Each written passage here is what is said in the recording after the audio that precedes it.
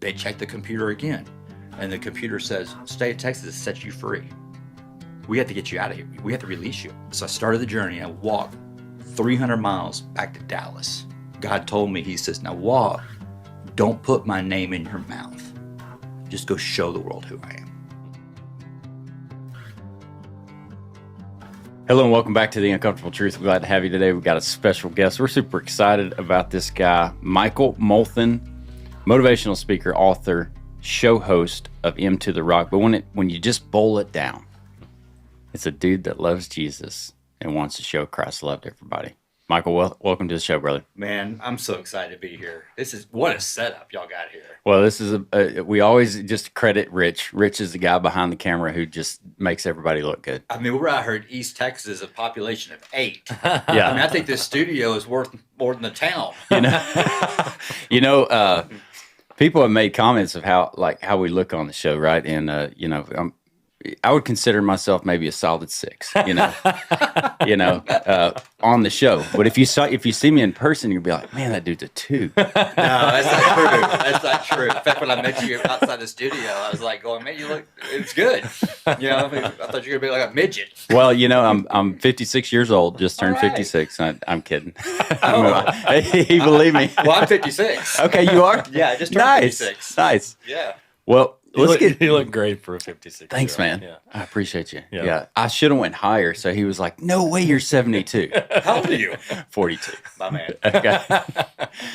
Man, let's get into your story because you've had a crazy life. And I've been researching you. Obi's been researching you. Oh, yeah.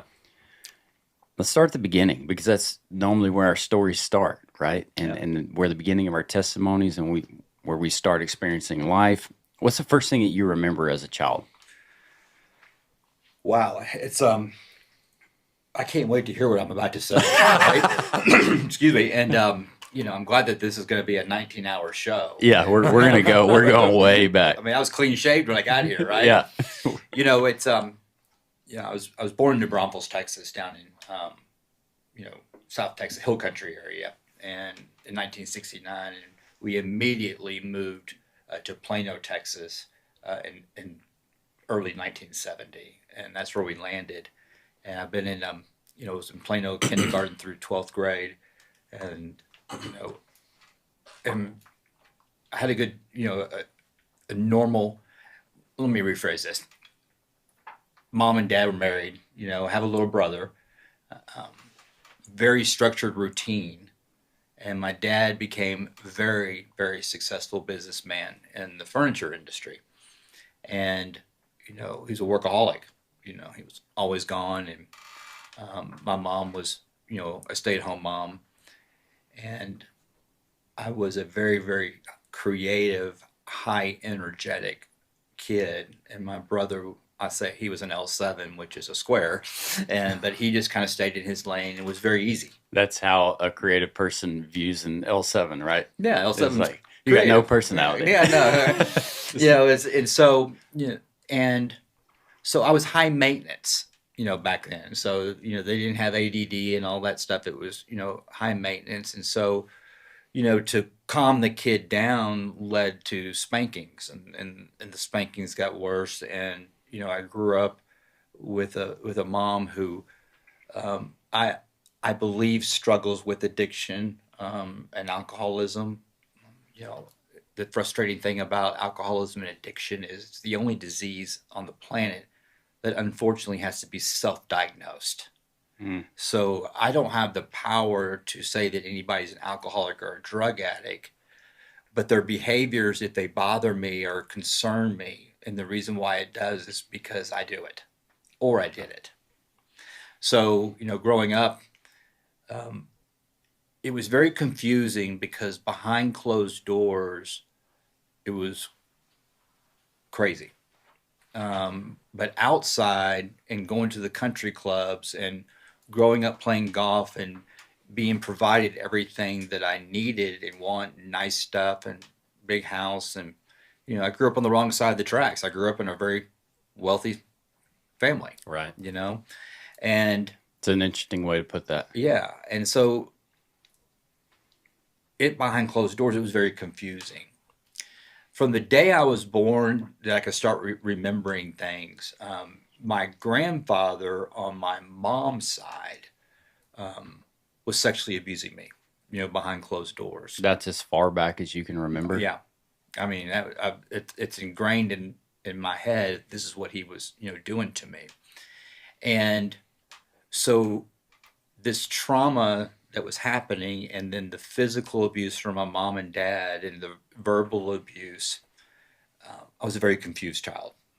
So outside, I would hide it, and I was very active and, fun and all this stuff, and became a very good golfer and growing up to the country clubs. And the men in the locker rooms actually became the men who raised me. They taught me how to drink, they taught me how to gamble, they taught me how to play golf, and they were teaching me how to die, at the end of the day. And my parents would always say, they always talked so bad about my grandfather, but yet he would come over, he would babysit, he was always around us, but we'd leave. He was a raging alcoholic, and he was a border patrol officer. My parents are from the valley, McAllen, down in the border, and so he was a border patrol officer, and they always said that, and just talk bad about him. Little did they know what he was doing to me. That only was between him and I. And I mean, he would take me fishing without a fishing pole. There were no fishing poles in the car. So without all the details, it was criminal, it was wrong, and it was horrible. How much of your childhood did that span? It was kindergarten through fifth grade, and then he died of throat cancer from alcoholism. I used to watch him, beat my grandmother like a man. Beat her up and down to the ground. And when he died, what emotions do you remember feeling? That's a good question. It was, I'll never forget when he was laying there in the bed and half his head was off from the surgery. They were transporting stuff to throat, I was forced to go in there because my mom and dad, they didn't know. They said, you come in here and see your grandfather. He wants to see you. Because he was always prowling and following me. And I mean, without getting into details, it was just eerie, And before I answer that question, my parents would always say, "You're just like your grandfather." So they talked bad about him. Yeah. He did terrible things to you, and they said, "You're just like him." You're just like him. And they said your mannerisms, your hands, your fingers, and they were right. I mean, I look at and I have really unique penmanship. He had beautiful handwriting. And growing up in school, I always won the handwriting awards. I had perfect penmanship. Man, that must be nice. And I'm looking down. I can't even read my own writing. But it's so they were saying all this stuff, and I'm like, I don't want to grow up to be like him. You don't have a clue. And my mom battled with serious depression all the time, and so I was always being funny around the house and cracking jokes, and I was trying to make everybody else feel good because I was so focused on removing everybody else's pain and suffering. And that, looking through a different perspective today is now my gift. But I was trying to help others already because I was trying to do anything I could to change the way I felt. Right. Until I had my first sip of alcohol when I was 10 years old. But to answer your question, so how I felt is at that time, I did not want to go in there. And no one, why? Get in there. You're being selfish.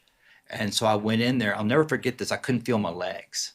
And his hand was here. And she says, my mom's like, hold his hand, I mean, and so I grabbed his hand and he turned over and just looked at me. His eyes were black, literally black.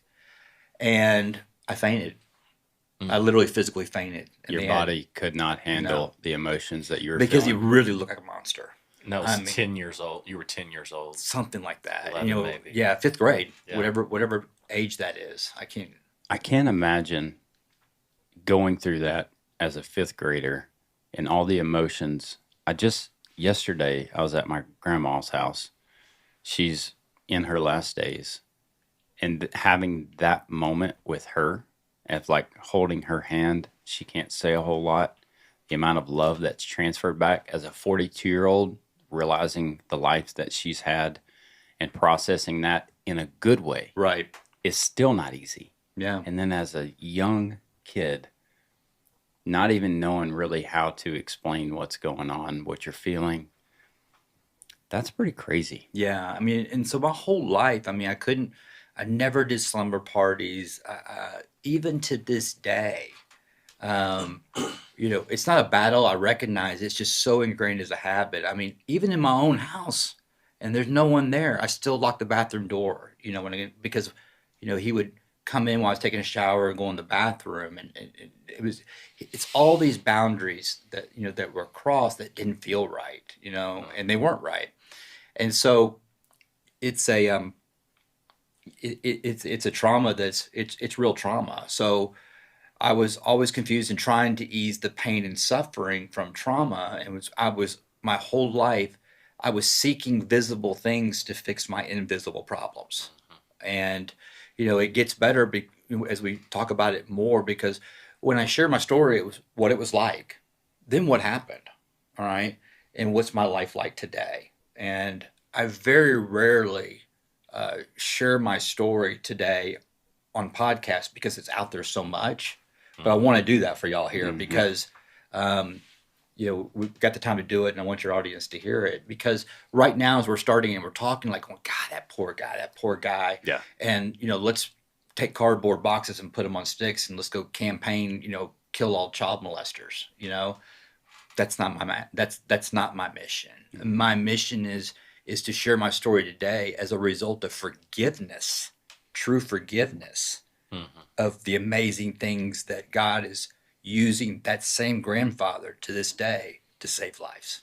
That's super super interesting and awesome that you have eventually got to that point of where your trauma turned into this testimony.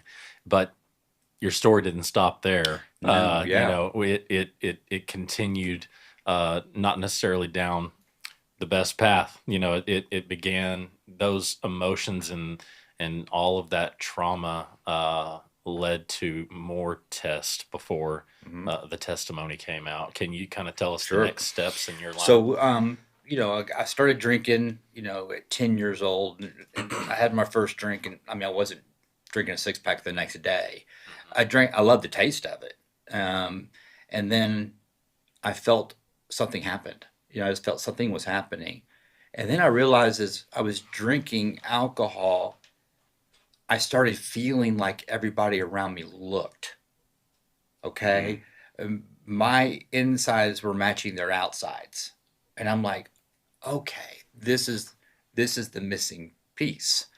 And Because it slowed you down? it gave me a sense of ease and comfort. Yeah. And yes, slowed me down. I have I speak on doctor trauma, on kids that, their parents send them to doctors to fix them, give them meds, give them ADHD meds and all this stuff. And, that's what my mom did, fix them, fix them, fix them. And, and so I started getting stuff in me that, all these chemicals. So I was always self-medicating. And I was self-medicating on everything. So when I speak, it's like we hear the word addiction, right? What is it? I love word studies. Like, what is addiction? What does it mean? And so when we think of addiction, we automatically think of drug addicts and alcoholics, right? You think of the $2 needle junkie under the bridge or the alcoholic under the bridge, right? Well, today I realized the only difference between me and the man underneath the bridge is one thing: that's the bridge, right? And I was both sides. I had a company. I started working very early. My dad, at the age of 9, said, "Go start a company," but I wanted to go work. I loved working and making money, and became very successful in the business world as a home builder. I went from high school to the pro golf tour. I caddied on the pro golf tour for the best golfer in the world.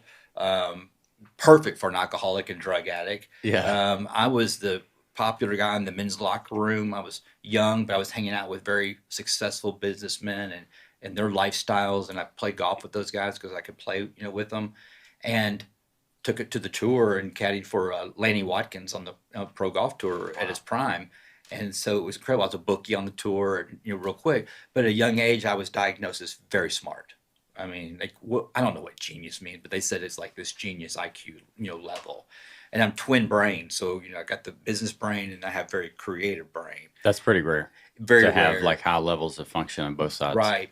but it's a disability too. Okay. Because, for example, and I struggle with it in the M to the Rock platform, because being a new creature in Christ and serving others and being selfless, Satan will go to my left side of the brain, the business part of it, to make it work. You know what I mean? Right. Because the hustle's gone, right? Oh, we could talk about that all day. All day Yeah. long. We could talk about that all day. It's like the service of like serving others, but how do I build that into a long-term business that makes money? Well, it's not about the money. It's about over here. It's about serving people. How am I going to survive? Yeah. It's like back and forth, back and forth. It's like ping pong in your head. It's called spiritual warfare. There you go. Yeah, I mean, and it's so that's been a really learning experience for me over the last 8 years, because my business, is one of the most well-known high-end luxury home builders in the Dallas Fort Worth area and the Park Cities and down there, and for 20 years, we did complicated, huge projects and love it. I grew up and love real estate and love home building, and I love the creative part of it. So back to addiction. What is it? What is the definition of it? Here it is. Addiction is the street name for spiritual stronghold. That's what it is. It is the street name for spiritual stronghold. So let's just go a little deeper. Let's break that down. Addiction is a person, place, thing, and here's a scary one, or a thought that has become my source. So with that said, if you're breathing oxygen, everyone is an addict. Right. Okay. And so, I want to help remove the stigma from drug addicts and alcoholics and family members. Why do family members get so frustrated and say, oh my God, he's just a drug addict, alcoholic. We'll just put him over here. Okay. And they're frustrated with him. Well, the reason why they get frustrated is because they actually see their own character defects live on stage, and it scares them. They don't drink and do drugs, but their other visible addictions, is there. So it scares the parent. Mm-hmm. And the reason why that makes sense is that as a result of forgiveness, and today as I look at life through God's perspective, not mine, not the world or not the cultures, right? I look at it through God's perspective. I was able to forgive my mom because what she was really saying, she was scared because she was seeing herself in me. She didn't see it in my brother because we're different. I was her clone. She was seeing herself in me, and on top of that, she was seeing her father in me. Right. So out of fear and lack of faith and no spirituality, she's left to her own devices. So hitting and the beating and the screaming and throwing things at me and all this stuff, it was all fear-based. Is it okay? No, but it gave me a better understanding of forgiving. So now I get to use that today to share on platforms like this to help other moms and stuff like that, going, okay, I see that. Mm-hmm. And so as we break it down that deep, that's seeing it from the spiritual realm. See, my whole life I wanted to be smart, successful. That was my source. And knew nothing about spirituality because I try to outsmart it. I try, that's our world today is trying to get more educated, and they're less spiritual. For sure. And so that's kind of working up to that, and then I married my childhood best friend since kindergarten. We were best friends. Oh wow. And she was our CFO, ran the business. Her dad is architectural engineer, civil engineer. He owned a huge commercial construction company. He retired very early, sold it for a lot of money, and so he really groomed me from the business side of it. And in 2000, I had two boys that, I made the decision that it was my responsibility to change the cycle. And I wanted to be a really good dad. Now, I'm not a believer. Okay. I'm not a believer. I'm agnostic, but Casper the Friendly Ghost. I mean, come on, guys. I mean, y'all are, it's witchcraft, what y'all are talking Santa about. Claus in the sky. Yeah, God spoke to me. You're tripping on acid. Mm-hmm. You need to go see a therapist. You know what I mean? Right. And stuff like that. So, but I ran an honest business. I wasn't, I had my own problems. And every visible thing was my source. So in 2009, my wife collapsed with a massive brain hemorrhage out the clear blue. And that's where my life really took a change because prior to that, in 2002, I started, seeking help, trying to get help, different treatment centers. I always check it out to make sure it was nice and polished because I didn't want to be like the man underneath the bridge, right? You remember the story? And so I went to Betty Ford in 2002. And the reason why I say Betty Ford and not treatment, I want everybody to know I went to Betty Ford because that's where important people like me go. Right. That's how Right. what I thought of myself, that ego and pride. What was your basis of building your? You said you weren't a Christian. You thought it was all hoopla. What was your basis of building principles up until that point? Well, my dad, I learned a lot from my dad, watching him, and he was good to people. He ran a good business. I was one of those guys. There's right and wrong, and I was practicing one of the 10 Commandments and didn't even know it. Treat people like you want to be treated. That just felt right. But giving my life to Christ, as smart as I am, and when I would hear that, I couldn't process it. I mean, it lasted in my brain for a half a second. Okay. You know what I mean? I just couldn't process it. You're open to the thought, but then that isn't makes zero sense to you at the time. Makes zero sense. I didn't even think about it enough to make the conclusion that it made zero sense. Yeah. You know what I mean? It's like, let's talk about the cost of eggs in Africa. Right. No, I got to go. Yeah. It's so, but it's amazing that you got me thinking. It's amazing the way that I used to think, and the way my best thinking got me right here on this podcast. Where my life is today, it's not even close to my game plan. Even today, I mean, 8 years later, I'm like going, What are we doing, Lord? what am I doing? Like, it's day by day, right? Yeah, I'm talking to Luke Hokenjos, lives in the sticks in Louisiana. He's become a very close friend of mine. I know he's on your show. I love that man. And, driving out here to, hang out with y'all to talk. And, Isn't that most of businessmen struggle?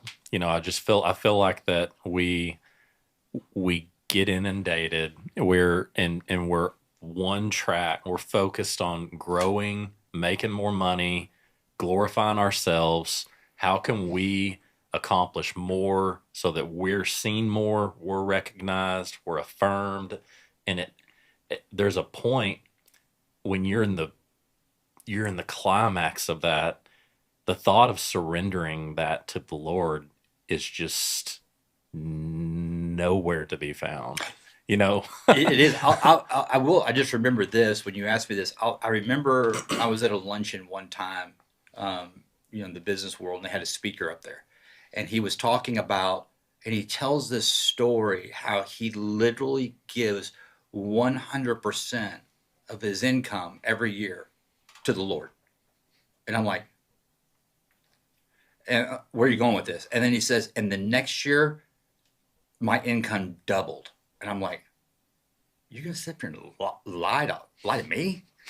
You know what I mean? And it just, that right there.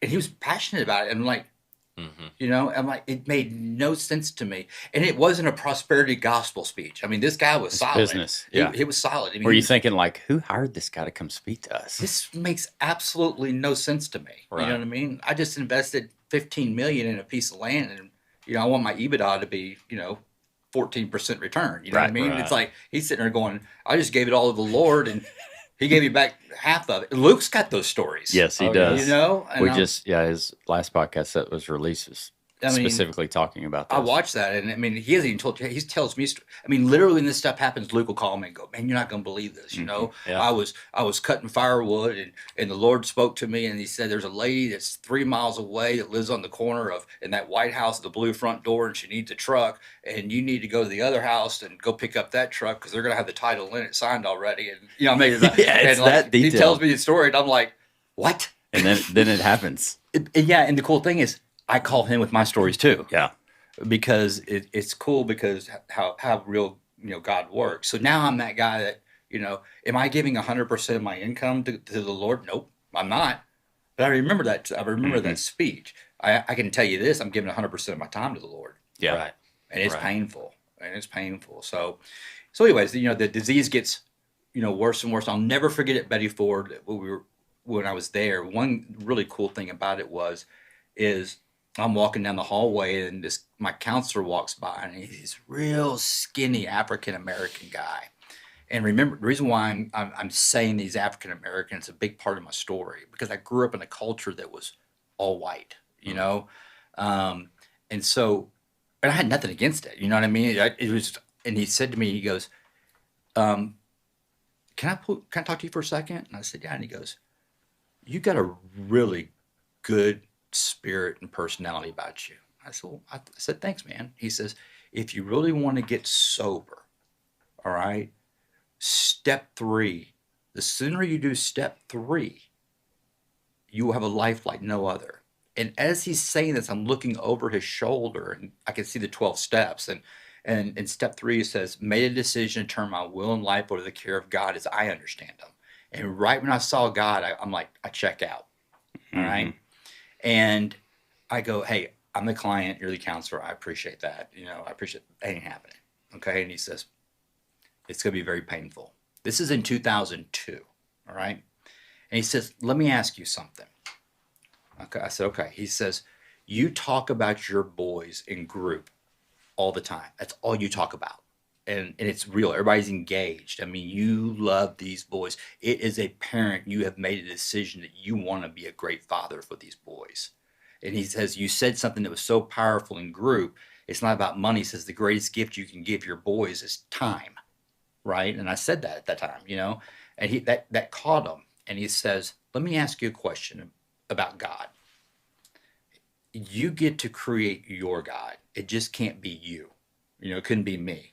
That was step 3 is It's made a decision to turn our will and life over the care of God as to we your understand." understanding. All right, to my understanding. He says, "Do you believe in God?" And I said, "No, I don't. I have nothing against anybody that believes in God. I just don't." And he says, "Let me ask you something. If your two boys," and they were 9 and 10 at the time, he says, "if your two boys come up to you and they spit in your face, cuss you out, flip you off, and do all this stuff, and walk out the door right now at their age, how would you feel?" I said, "I'd be really devastated." He says, "And they never come back. They don't call. They don't text." I think we had texting in 2002. Yeah. Yeah, it just started. Yeah. So they don't, no communication. How would you feel with not speaking to them or here? I said, "My heart would be broken. I'd really be upset." And he says, 40 years later, there's a knock on the front door. This is the hallway at Betty Ford. We're having Mm-hmm. this. 40 years later, there's a knock on the front door, and you open that door, and there's two grown men standing there, and you recognize them. "Do you let them in your house?" I said, "Absolutely. No questions asked." He says, "You just described your God." And he walked off, and I'm like, nice try. But inside, that seed was planted. Mm-hmm. All right. So in 2002, I'm at Betty Ford. All right.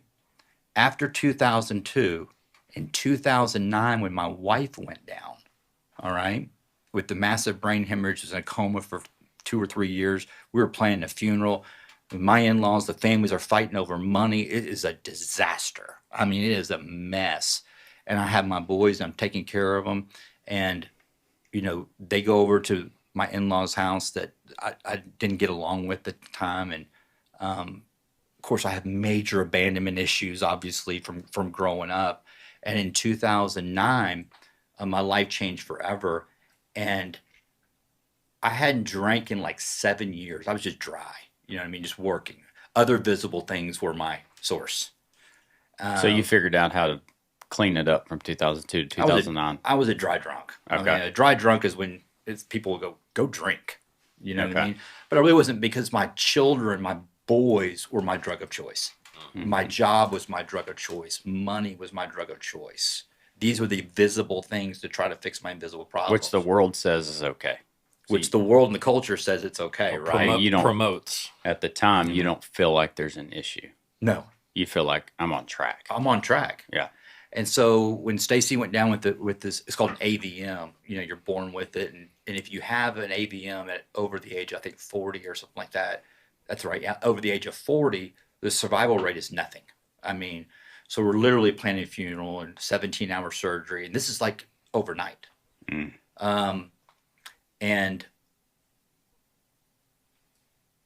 after all the family fighting and all this stuff, and my biggest my biggest thing that I'm working on still today is that if I let someone close to me, which I have, my circle is very tight. It's just, that's from past trauma, letting people get close. Today, it's an asset. I mean, it's really cool because I don't feel like I have to save the world, you know. Mhm. But if I let someone close to me and they betray me and accuse me of doing something that I didn't do, it paralyzes me. Question your character, basically. Paralyzes me. And, you know, that's what the family members were doing. And I had no tools on how to handle that. So I literally went to the gas station to get diesel. I had a big truck that were pulling motocross trailers and stuff like that, and being a builder, and had no intention. And I walked in to pay, for my gas, diesel, and I walked out with an 18 pack of Coors Light and a pack of cigarettes, and I was I was a social drinker for about 8 minutes. Okay. And I went off on the races. And in 2011, I got pulled over by the Dallas Police Department. I was intoxicated and had a lot of cocaine in my truck. I got arrested. Can we pause Yeah. for a second and go back to this time where your wife's in a coma? I think there's two things that really resonate with me. Is that you said years, right? She was in a coma for years. That's tough. And then also, I want to hit on your experiences of that, and then also how money can destroy families.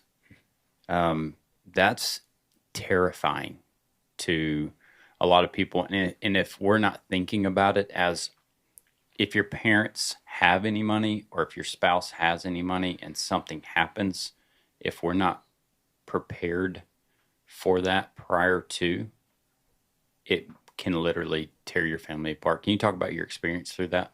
Yeah, it was very scary because my wife, who majored in business accounting, perfect business. She was our CFO. I could do accounting and numbers and all that stuff, but I was better set over here, so she handled that department all the way down to the home. So we would do financial reviews, once a week. And I'm a one-sheeter guy. If I want data, I want to see it. But a one-sheeter guy, here we are. All right. I always tell everybody that they're married, make sure that they have a master shared password list. Mm-hmm. Because when she was in the coma, I couldn't pay bills, and there was You just didn't know how because you couldn't. Well, I log in. knew how, but like for example, like Nordstrom. Yeah. Okay, they called and they said, it's like 3 days past due, and we need to pay it. And I said, okay, well, I'll pay it. And they said, well, we need to talk to your wife. And I said, well, I'm her husband. I can pay it. And they go, well, you know the password. And I go, no, I don't. And so little stuff like that crept up where eat you alive, huh? eat you alive. And then being in a coma, and then like I signed her name on something like that, to get the password, and I pay something off. But then the in-laws would use that in court against me, saying that I forged her signature. So it was this.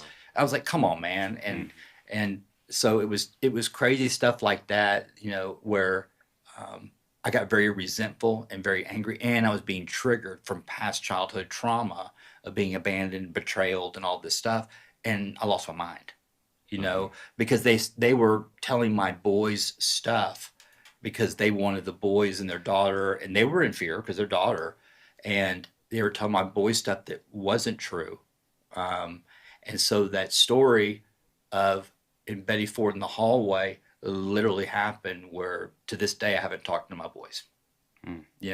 And so I when I got that beer, then my behaviors, because of anger and resentment, then the things that they were saying about me that weren't true, because of my behaviors, the role I play in, it's like, well, maybe they are right. You know what I You mean? felt like there was also a level of justification there? I believe in justifiable resentment. Okay. Okay, but the solution is still the same. It's what role do I play in it, and forgiveness and Right. acceptance. Um, so so my behaviors, I twisted off, and I literally went on a run where I gave all my money to them. So if y'all want the control, I'll give you all the control, and it worked. But like a week later, it's like going, uh oh. What do I do? What do I do? Hmm. And so I was always trying to make the comeback and all this stuff, and it just kept crashing, and the drug use and alcoholism got worse and worse, and to the point where I couldn't pay my electric bill, and here I am, a high seven-figure net worth, killing the game, and in 2010 I got arrested. That my first arrest, and I got a mugshot. And I'm like, holy cow! And I went down. They took me in. I'm in this culture, in this world that is crazy. And here's what's interesting is I literally said on that first arrest, I said, I'm done. I'm never ever doing this again. And guys, I meant it with every ounce of blood in my body. Hmm. I meant it. And heck, I didn't know how to bond out. I didn't know how to do this stuff. And I had a felony. I mean, my first charge was a felony. And so I heard the felony word. I'm like, I'm going to prison. So I got bonded out the next day. And remember what I said. And I've heard people say, after big overdoses, and they tell their story like going, I got high again that night. You know what I mean? I was that guy. When I got to back to my apartment, I was anxious, and I'm going, I'm just going to drink a beer just to calm down. And I was drunk and high again that night. 26 mug shots later is when a total of 27 mug shots. I had this spiritual awakening where Christ came into my life. Okay, and it had to be. There were times where I had foxhole prayers, looking at the mirror, going, "If you're out there, I mean, the pain's bad enough." But I didn't. He came into my life, and I had this bright light, burning bush moment. I didn't light the bush on fire this time, but you know what I mean. Right. This moment that changed my life forever, and how it was done is unbelievable. Well, let's get to it. Before we get, you said you went from 2010 to 26 mug shots later. That's a lot. What was your life like during those 26 mugshot years? It was self-will run riot. It was anger, resentment. The anger and resentment towards what people had done. I was full-blown victim. I was playing this victim role. Some of it valid, but I couldn't get rid of the pain and suffering, And I had that question like everybody, why would God allow all this pain and suffering? Why would God allow this to happen? Why would he allow this? And so to quiet the noise, remember what I said? I said, I drank at the beginning because I wanted to feel like everybody around me looked, right? So in order to keep that feeling, I would have to do more and more and more. Then I continued to drink and do drugs because I wanted to feel good about the bad decisions I was making. So here I am, I got real trauma, all right? And now I've got self-inflicted trauma that I'm creating, which is a disaster. That's suicide. And I've tried to commit suicide numerous times. I mean, literally tried and failed at it. My first attempt was in the 6th grade. Swallowed a whole bottle of pills, and so my brother, pulled a gun out of my mouth twice, and so all these things I was trying to do it, but that answers your question, I think. Yeah.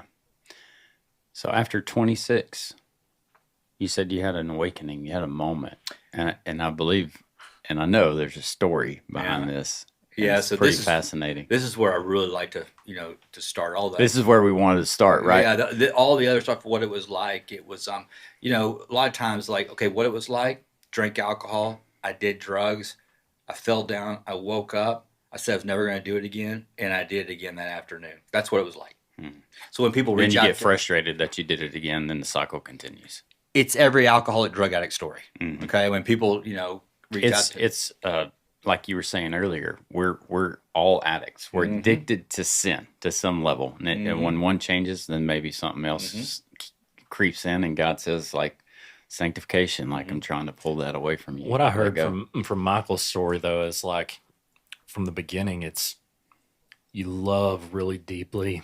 You know, you love like all you wanted to talk about at rehab was your kids. I mean, like that's it. Like I want to talk about and tell you guys how much I love my kids because it filled you with joy and they filled you with joy. And it's like that betrayal for someone that loves that deeply is so much deeper. It cuts so much deeper. And I mean, I don't know anybody that would really, in that moment of life, know how to deal with that. I feel like that most people are going to turn to a life of making a lot of wrong choices in a situation. My wife is, potentially passing away. My kids are going away. Everything that I love deeply is gone, and it's like, what's the point? right. What's the point? Why even try? Let me mask all of this pain. And that's what you did, but you did it like you loved really deeply, Yeah. I mean, like, Yeah. and it makes sense to see how you could have gone deeper than most because you love deeper than most. Yeah, and I've noticed this that most people, if we put labels on it, I'm seeing, watching. The most I talk is like right here with y'all. I'm a very very quiet, private person. It blows people away. I went to an event last Monday with big. I was in the audience, and so like this guy was like going, "Go do your deal, go work the room," and I'm like, I don't do that. I don't do that. Yeah. I don't do that. I mean, I'm like, I gotta get out of here. So yeah, I mean, most alcoholics and drug addicts with the label deal. If we talk about the label, I've noticed a consistency that are extremely empathetic people. That's interesting. I'll buy anybody's drink. I'll pick up your tab because the reason is, and remember when I was a kid, I was always being funny around my parents. Even with the beatings, I was being funny because when they laughed, it changed the way I felt. Okay? So I felt like I was removing their pain and suffering. So I was serving them because it was making me feel good. Isn't that how God designed it though? That's the way we're engineered. We don't realize it. Yeah. Okay? So it in summary, my character defects are my assets today. Right? When you make people laugh today, how does it make you feel? Great. Great. But if they don't laugh, I'm okay. You're still great. Yeah. Yeah. Yeah. It's like, wait a minute, you didn't laugh at me? Wait. Well, I'm gonna go steal your truck. When I was messing with my kids, like they don't think my jokes are funny. And then when I make a stupid dad joke and they don't laugh, I make fun of myself that was a stupid joke and they'll laugh. And then I'm like, now I really I feel better. Like, yeah, That's awesome. So after the 26th, 27th. on the The 27th, 27th mugshot. So May 29, 2017, I was staying at a female's place, and I came into the house and the alarm went off, and I went to change the code. I mean, to enter the code in, and she had changed it. And so I went upstairs, and she was a very, very sick alcoholic drug addict. And I went upstairs to say, "Hey, the phone's ringing. That's the alarm company. The alarm got changed." She woke up, and she was, in a blackout, and she got on the phone, and, "What are you talking about?" I said, "Just tell them your new code so they'll turn the alarm off." And she started screaming. She screamed like, "I'm not gonna. What are you talking about?" She just knew what she was doing, right? And so they called the police to come out, and they came out, and it was like deep. I mean, I was like, "What is going on here?" Now I'm on probation. All right, I'm on probation. I'm dirty. I'm using. I'm drinking, and it was interesting because they went up to talk to her, and I was actually sleeping, downstairs, and they went up to talk to her, and they came back down, and they said, "Hey, put your jeans on, your t-shirt, and come out front. So I went out front, and and I was scared because I was on probation. Like, I'm not clean. I'm gonna pee dirty. Mm-hmm. And they were putting you under arrest for domestic violence. I said, what? What are you talking about? He says, yeah. He says, she's saying that you try to choke her and kill her. And I go, I've never put hands on anybody. Mm-hmm. You know what I mean? And there we go. I was being accused of something I didn't do. And I'll never forget that feeling. I'm like going, I'm out of there. Because Judge Bennett, who I said, everybody today, she's a very close friend of mine today by default. Just, been around her a lot. Huh? Yeah, and I always tell everybody she's my professional photographer. She takes all my mugshot pictures, and so we got a little dog and pony show where we go around and speak. And I love it. But she wasn't having it when she was hard on me, and so I knew when they took me down, it was game over. I mean, because I just disrespected her and everything that she tried to do to help, and I wasn't her favorite. I mean, she was hard on everybody. She saw me as this, prima donna, egomaniac and all this stuff, but she was also very, very confused because I didn't fit that scene. She knew what I did and all this stuff, and charges didn't add up to what she knew about you. Yeah, her baseline. And then while I was incarcerated, the ex-in-laws would file charges on me of, I can't remember what the charge was, stupid criminal mischief and all that stuff. And she's like, okay, wait a minute, there's something up here. This guy's being kicked while he's down. He couldn't have done this. He's in jail. Mm-hmm. So it started exposing itself where it was like, and I was pleading guilty. I just would sign it. And the reason why I do that is because I didn't want any drama with the boys and their mom who was in bed. I was protecting them. Mm-hmm. So I go down there and I get locked up in the North Tower. They always put me in the North Tower in Dallas County, which is one of the North Tower second floor is the most dangerous floor in the country. One of them. I mean, it's where all your aggravated assault charges, your murderers. That's where they put them all, and that's where they put me because of this. I guess because of this charge, and I didn't do this, and 2-man cell, it's rock and roll. I mean, they're fighting. I saw a guy get stabbed. I saw a guy jump off the second row and get killed. Now, this is my 27th arrest. So I've been all over the state of Texas. So out of 6 years, I was incarcerated 4 years. Okay. So I'm in there and detoxing, and I'm like, it was a different feeling. And I was like, it's over. How was the detox? I'm sorry to interrupt you. How was the detox process when you went to jail? You're addicted to drugs or on drugs before. You can't get them in prison. Mm-mm. What's it like going through that? What's called shake and bake. Okay. You're kicking. It is hell.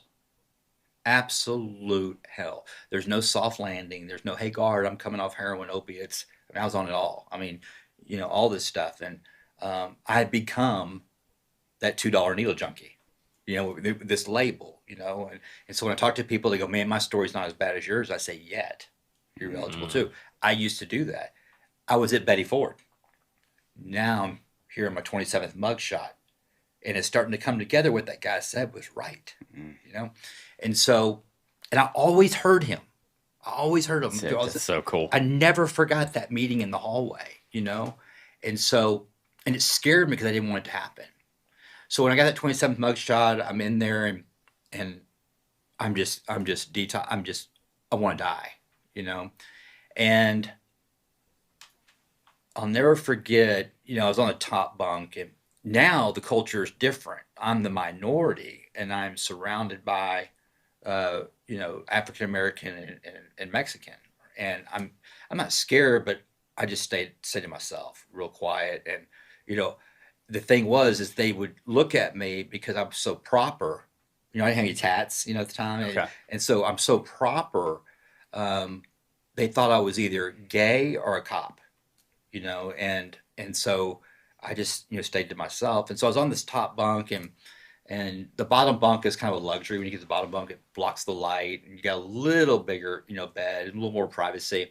And the guy below me, because I'm waiting to go to court. I've been indicted, but I'm waiting to go to court. It's taking forever, and there's a reason why. And I'm like, man, I want to get this going. And it's so funny how God works. I mean, I'm talking forever to go to court. It took so May 29th is when I went to court. I didn't see the judge for like 60 wait, May, June, July 7th. So May, June, July. So 2 months. All right. Almost 2.5. Yeah, 2.5. Before I even went to the judge, for my charge, which is really long. And so as I'm detoxing, my cellie who's sleeping below me catches chain. I know all the language now, right? He catches chain to go to prison. And so I'm like, awesome. What does that mean? So catching chain is when you go from county jail to prison. Okay, gotcha. And you get on the Bluebird, which Okay. is the Greyhound. Okay. You're cuffed together with another guy, and you don't want to go to the bathroom because you're all going together. Shaking the bush, boss. Right. But my trauma, sexual abuse trauma, I was terrified of that. The strip search, I almost passed out. Every time I almost passed out. So the bottom bunk opens up, and I'm just about to get down on the bottom bunk, and a new inmate comes in. Now he's this old school guy from Oak Cliff, African American, 75 years old. He's back on a bench warrant. He committed murder, never getting out. Right? He's got polio, and he's dragging his right leg. He's got big old glasses on. And he comes in, and you call him School. Older guys, what's up, School? And so he comes in. Now, I have to get him a bottom bunk. Okay, if I don't, I'm going to get stepped on. I'm like, so he comes in, and he said, what's your name? And I said, Rabbit. They call me Rabbit. That was my prison name. Ironically, my son's nickname, because he was so fast, was Rabbit. Oh, wow. So I coached all their football and soccer, and everybody called him Rabbit. So they called me Rabbit, incarcerated, because I couldn't sit still. I would pace we'd be locked up in a 4x9 cell 20 hours a day. When they let us out, man, I was pacing, making laps. So this old school comes in, and he says, what's your name? And I said, I'm Rabbit. And he says, I'm Ooh-wee. I said, excuse me? He said, I'm Ooh-wee. I go, okay, hey, Ooh-wee. I said, man, you can have the bottom bunk. Grab the bottom bunk. And so the door's open, and I'm out there, and he's sitting at his little desk. I'm out there. I'm just pacing, just burning laps. I'm just trying to stay busy because my head is going nuts, because I'm trying to get out. How do I get out of here? I'll never do this again, right? One of those deals. I'm scared to death. I'm scared to death of this charge that's been charged against me that's not true. And I'm tripping. And so, ooh-wee, when we get back in there and they shut the door, for lockup, ooh-wee looks at me. He goes, say, look out, Rabbit. I said, what's going on? He says, man, you're doing hard time. I said, what are you talking about? He says, you're doing hard time. He says, you need to learn how to do time because you're making a lot of people nervous. And he says, and they're going to beat the brakes off you. He says, let me help you. I'm like, okay. Wow. I said, what is hard time? He says, man, you need to get out of that world. Because he saw me pacing. I'm just thinking. He said, you got to get out of that world. It was interesting because when you're incarcerated, now here's a guy from my culture to this culture. And I'm learning. I'm like, what do you mean? And I would notice that if you see a guy sitting there, he's daydreaming, I'd say, hey, look at it, Obi. Get out of that world. And it gets him back into the now, right? Because you can go nuts in there, all right? I was trying to understand all this because here I am, very educated, very smart, twin brain, right? Mm-hmm. But dumb, okay? And so I was thinking about that. And so I'm sitting there and I'm feeling better and all that stuff. So I get a visitor. My visitor is my public defender. And I go see him, all right? And I come back. As I'm walking in, a gentleman pushed the button because he didn't feel safe. You can push a button, but you don't feel safe, and they move you into another tank, right? And so as I'm walking in, he says, hey, look out, Rabbit, you can have this book. He just handed me a book. I'm like, okay, so I just carry it to my dealer. You can look at it. And I threw it on my bunk, and as they lock us down, Ooh-wee says, hey, what's that book up there? And I looked at it, and I said, you can have it. He goes, no, what's it say? I thought he was playing a joke on me. I thought he was like, being Mr. Miyagi or something like that. Yeah. He was already working on you. Yeah. I'm like, it's a boring cover. It's like white with an arrow, and I'm saying, it says Detours by Dr. Tony Evans. He goes, "Ooh, man, I love me some Dr. Tony Evans." Okay. And this is where it really gets good. He goes, "I love me some Dr. Tony Evans." I said, "Who is he?" He said, "Man, that's a diesel." I said, "We talk about who is this guy?" And he says, "Man, he's the pastor at Oak Cliff Bible Fellowship, off Camp Wisdom, down there." He says, "As a matter of fact, when I was a youngster," he says, "there'd be this Dr. Tony Evans drive around in his pickup truck and van when they just started the A-frame building. That's all they had, him and Miss Evans. The A-frame building, he'd literally drive around and pick people up and bring them to church." And he said he saw me scooting my leg. And I said, "Well, why they call you ooh wee?" He says, "Because every time I walk up and down the streets, those girls on the front porch, they see me and say, ooh wee." So that was his name. I mean, and so I go, and so he goes, "Yeah, Dr. Tony Evans, I'd be coming off that heroin, and he'd pick me up and take me to church." And he says, "I listened to a little bit of what he said, and man, he is so good. But I'll be honest with you, I went to church because I wanted donuts and see the girls." All right.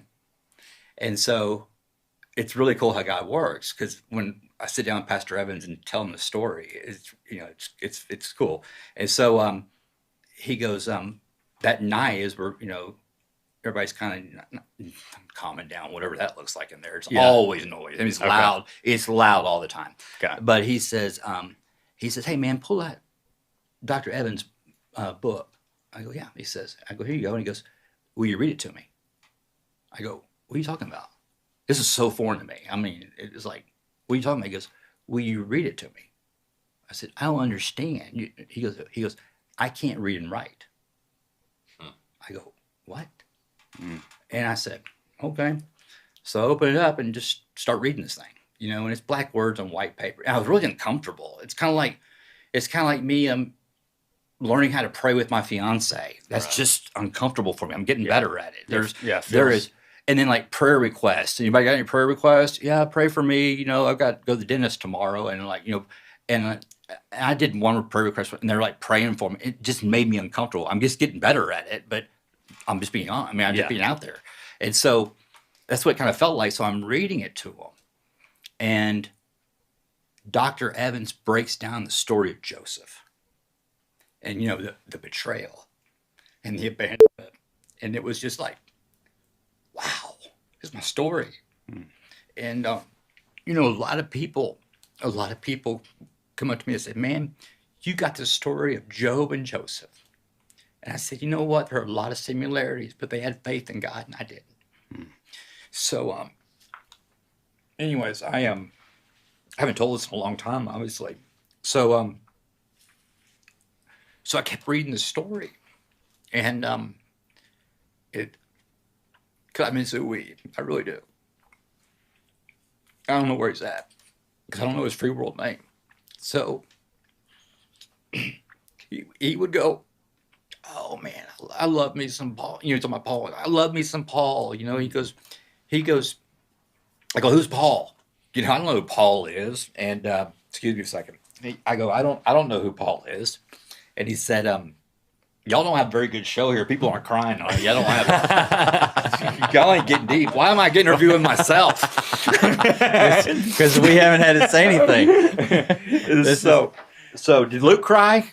Luke did not cry. Oh, But man. we've had it. Most do. Yeah, but we're gonna just splash his face next time he comes on the show. We're gonna cut back to him and be like, "Hey man, what's going on?" So I got to keep going. This is the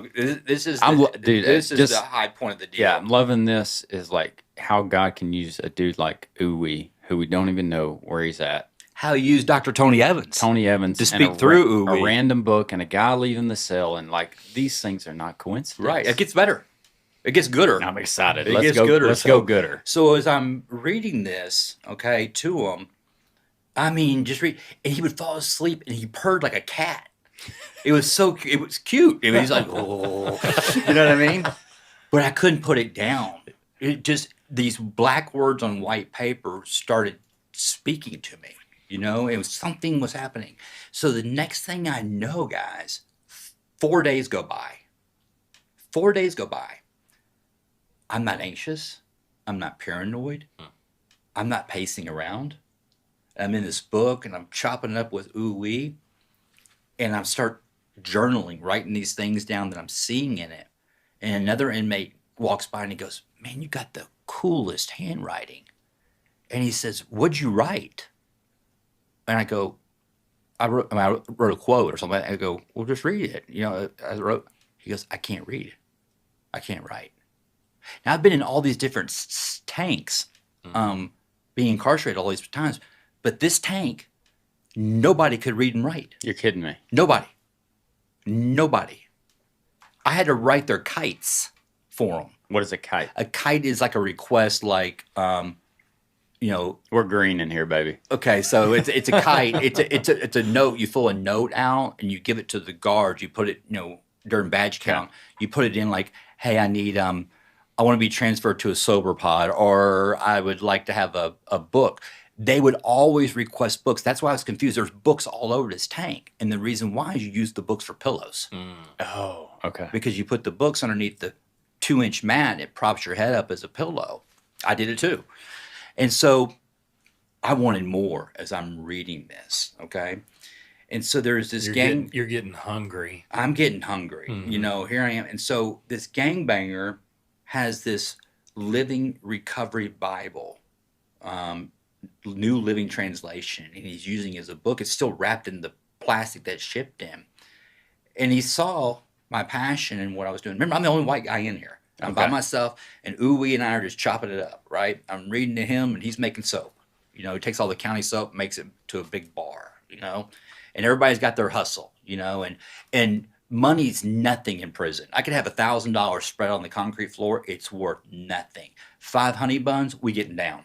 Okay. Okay. So food is currency in prison. I'm learning all this stuff, the language, the code, and all this stuff. And so, it was so I'm starting to get engaged. Now remember, I still haven't seen my judge yet. Usually you see him quick and get on down the road. And so I start reading this Living Recovery Bible in it because he wanted to know who Paul is. He wanted to talk about Paul. He says, "Who's Paul?" I said, "I don't know who Paul is." So I'm trying to find Paul in the Bible. Who's Paul? Am I looking for the book of Paul? Or, I don't know. I'm a clumsy Christian. I mean, no, I'm not even a believer yet. Okay. I'm not a believer yet. And so I'm looking at it and I'm like comparing it. And then I want to read more about this Joseph cat. So I go to the back of the Bible, right? And I'm like going word search for Joseph. So I go to Genesis, and I'm reading about this and I'm like, and so stuff, I mean, I can't get enough, and these days are flying by and I'm like, I'm home. Here I am. I was in a 12,000 square foot home with Tempur-Pedic mattress, and now I'm here all built, I had no debt, woo, and all this stuff. And now I'm locked up, never had a visitor. No one visited me, never got mail. I got mail one time. They called me out, FedEx, and I sold a $3.5 million home in prison. Oh my goodness. I had to sign the title on it. And and I'm like, doing all this stuff and really into it. And then this book Detours, I'm reading it and how it's affecting me. And at dinner chow, the spirit I didn't know it was a spirit at the time, but when I was in home building, I used to speak to realtor communities in all of the country to educate them on social media. I was really involved in when social media very first started. I started understanding it. My oldest son is in social media. Today, he is now the owner of like AKA Collective, and he is the mastermind of Bryson DeChambeau. Okay. He lives with them. Both my boys do. And so everything I see on Bryson DeChambeau, he's the one that created that platform. That's cool. So I used to speak on that. So I get up, I say, "Look out, guys. Look out, family. I just got to share something with you that I want to share." It's something that Dr. Tony Evans wrote in there. And I would just say, I said, "Today I realize," that's what I would say. I said, and I didn't realize what I was doing, but today I realize, boo, boo, boo, boo. And they say, they loved it. You know what I mean? And so every night at chow, I was reading this stuff. Now, remember when I came into this tank, it was rock and roll. It was Bad News Bears. I mean, I'm talking gangster. I mean, it was Tough, scary. Roughest of the Everything rough. I've ever seen. Okay. And so now this tank is coming together. It's transforming. Guards are amazed at what's happening. And I'm the tank boss. Rabbit's the tank boss. You're the pastor, Well, not even that. I'm not a believer yet. right? I'm still not a believer. And so this stuff has happened. We got to grow. And I'm not, it's not feeding me my dopamine of like, okay, I've never been a controlling person. I was like, it wasn't that. It was just, Do you feel like you're just speaking life into these people? I do. It's just true leadership. And Yeah. they're starving for it. Okay. As I look at it through a different perspective. So let me fast forward. July 7th, 2017, I'm in the top bunk. And I wake up and I have this chest pain. It's not anxiety. It's not medical, but it is so tight. It is so tight and I can't breathe. And Uwe's sleeping and I just go, okay, I gotta breathe. I take this deep breath like this and I just go, oh, like that. And then I just go like that. And when I took this deep breath, my whole body was filled with just ice. It was just like ice. I didn't know what was going on. And then I take this deep breath out. And I've never been a movie watcher. I was always on the go. Let's go see a movie. I ain't got time. You know what I mean? But I did see The Green Mile. Mm-hmm. And I remember that one scene where he's blowing these flies out of his mouth. Maybe that's why God wanted me to see that movie. Maybe. Yeah. So he's blowing this. And as I'm exhaling, I had this anger, resentment, rage, fear, paranoia. And it's all coming in my body. And I take this deep breath that comes in. All right. And I feel love. I'm like, dude, what is happening to me? And so I'm looking and the diabetics are being released. Diabetics go get their shots. And I'm like, I love that dude. I love that dude. And no one's seeing it. I'm like, I love that. I love this dude. I love that card. I love Louis. And I didn't know what was happening. It's like Ricky Bobby. The car drove real fast. I don't know what to do with my hands. You know what I mean? I don't know what to do with my hands. And so I'm processing this. And that's when I knew Christ came into my life. Because I was asking these questions and saying these little prayers. I was reading the Bible and I was like, okay, come on, man, flex your muscle. Mm-hmm. And there were times with overdoses and stuff like that. I go, okay, man, Jesus, if you're real, come to my life. And I was expecting it right then, But he came into my life right there. And I changed forever. And, and I totally forgave everyone. In that moment? Or was that a process? It was a process, but I did. It was all gone, the resentment and anger. Yeah. And so I wanted to know more, how to pray. I don't want to pray. God is good. God is great. Look, thank you for our cake. Whatever the standard prayer is, And so I went to the back of the Bible, all right? And I looked up prayer. It took me to Matthew 6, the Lord's Prayer.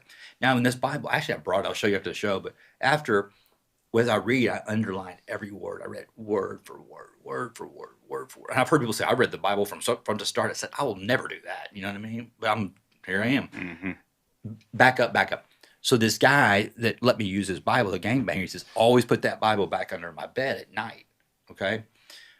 I started getting nervous. And I wouldn't mark it, and I just read it. And I would journal, write stuff down. And I didn't have any money or stuff. So a couple of guys let me have a pencil and a pen, and I'm taking stuff down. So they loved my handwriting, so they would ask me to write letters, to their mom and dad, not dads, their baby mamas and all that stuff. Mm-hmm. I said, I'll do it on one condition. I ain't writing no hood. It's not about resentment. And so I'd write it for them. And they would give me a soup, because they knew I didn't have anything. Okay. So a soup is $1. So I was able to save up 13 soups. And I went to this Black Panther. Now here I am. I was doing $10, $15 million real estate deals. Okay. And I went to him and I made the biggest deal of my life. And I had 15 soups. And I bought that Bible from him for 11 soups. Wow. 11 soups. And I always carry it with me. I got it with me. And, wow. And it's I love that. That's awesome. For 11 soups, and he sold it to me, and I read Matthew 6, how to pray. But when people say, what's your favorite verse in the Bible? The favorite, I know Luke was talking about Matthew 6:33, love him. There's not a verse I don't like, but the one that changed my life was Matthew 6:14, 15. And I always do it in my translation. It's 14 says, if you forgive the ones who have sinned against you, my translation, if you forgive the ones who have hurt you, all right?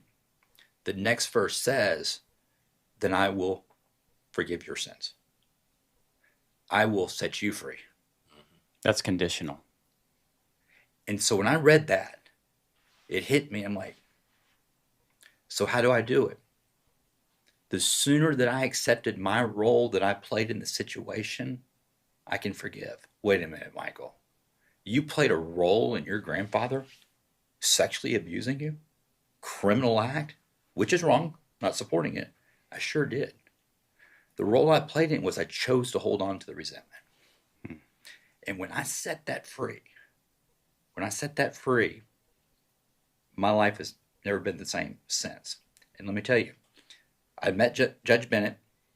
She looked at me and she says, I got to send you to prison. And when you get out, come back and see me. I said, I'll do whatever you tell me to do. I wasn't asking her to set me free. I told her, I said, I don't know why I'm doing the things I'm doing. I'm willing to do anything you tell me. This was on July 7th. No, this was before July 7th. Okay. So then I catch chain. I'm ahead of myself. I catch chain. I go down to Central Texas. I'm down there. They put me in another tank. Rock and roll. Same thing. Wow. And I walk in there. And At this time, you're a Christian. I'm a believer. Yes, believe, yeah. Absolutely. 100%. I'm walking there and I mean, it's nuts, this thing. And so they put me in another ag tank. I don't care. You know what I mean? So they put me in there and come out the day room. I'm sitting by myself. And this guy, blood gang member, walks up past me and he looks down and he goes, man, that's cool handwriting. He says, what's it say? I go, read it. And he says, I can't read. And I looked up at God and I said, I see you. I see you. Man, so now I've been here before. Now I'm in another tank. Now there's some guys in there that could read, but I'm in another tank. A lot of them couldn't read, but my writing and the style, and I did the same thing in that tank. The exact same thing. And it came together. It was all, I didn't have a curriculum. Heck, I don't know what I'm talking about. I'm a reckless Christian. You know what I mean? Like, oh yeah, Romans, just open it up and read, No, I don't know what I'm doing. I'm getting there. And so, because I'm understanding and feeling the spiritual realm. When it comes down to religion, I'm an agnostic. I don't want any part of it. But when it's the gospel of Jesus Christ in that word, in that book, every word, I got you. Yeah. I'm in, all in. And so, as this is going on, that's when I read Matthew 6:14-15, because I was trying to understand forgiveness. Why am I not angry anymore? Why am I not resentful anymore? And all this stuff. And when I read 14-15, Matthew 6:14-15, I go, wow. I felt so free, right? That was on October 11th, 2017. And I truly had forgiven everyone. Truly. All the power was gone after I read those two verses. Friday, October 13th, they came over the speaker and they said, Michael Molthan, bunk and junk.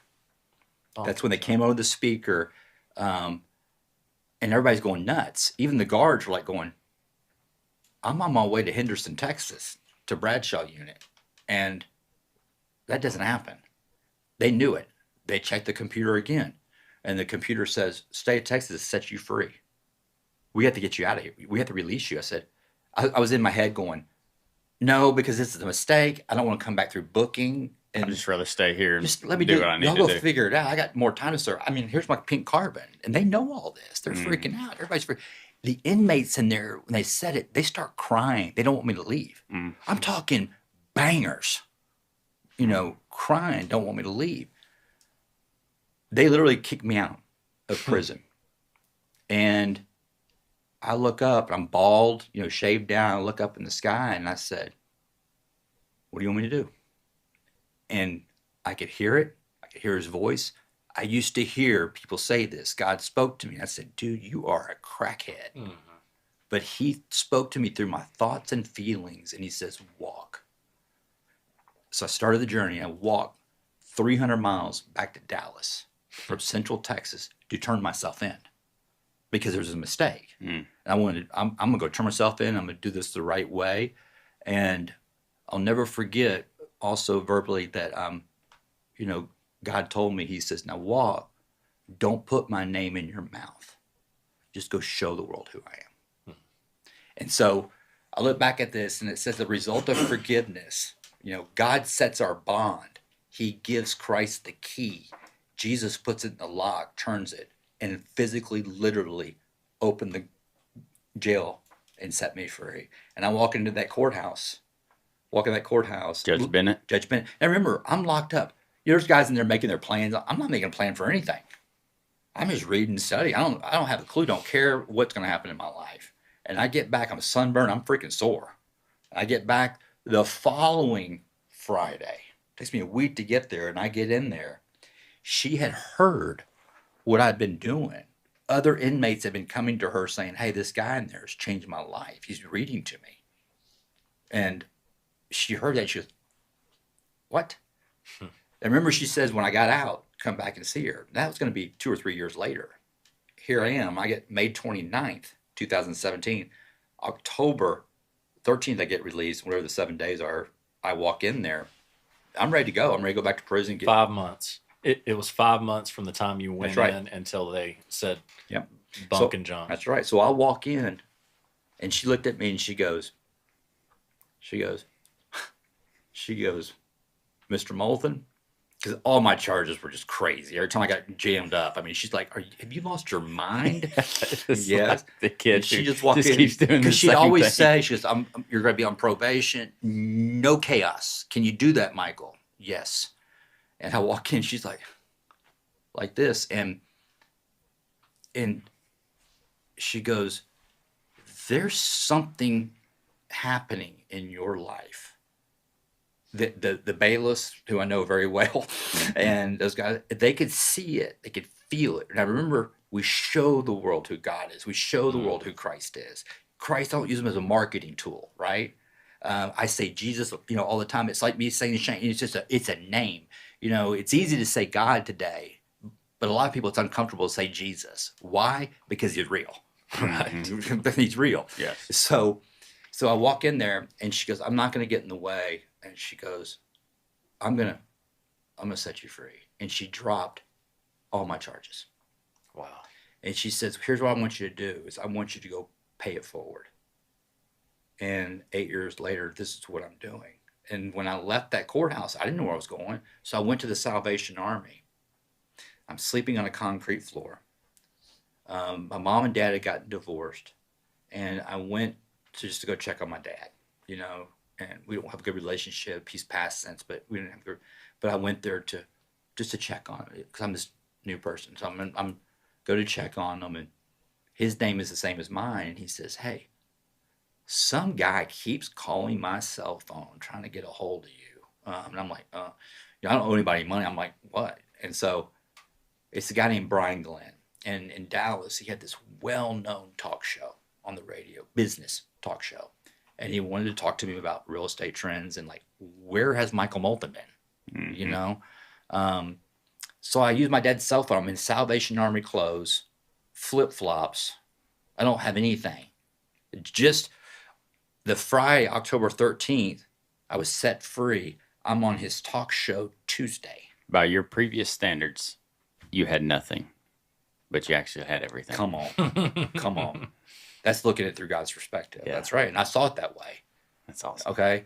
And so I call him on my dad's phone. He said, hey, man, thanks for calling. You mind jumping on the air? And we want to do an interview about real estate. I said, sure. I had no plan. I didn't know what I was going to do. I mean, I'm shocked that, but I'm not shocked.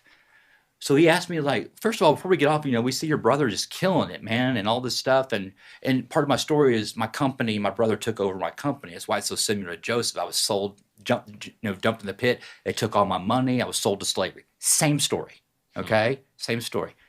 And I said, well, yeah, I've had some detours in my life, the book Detours, right?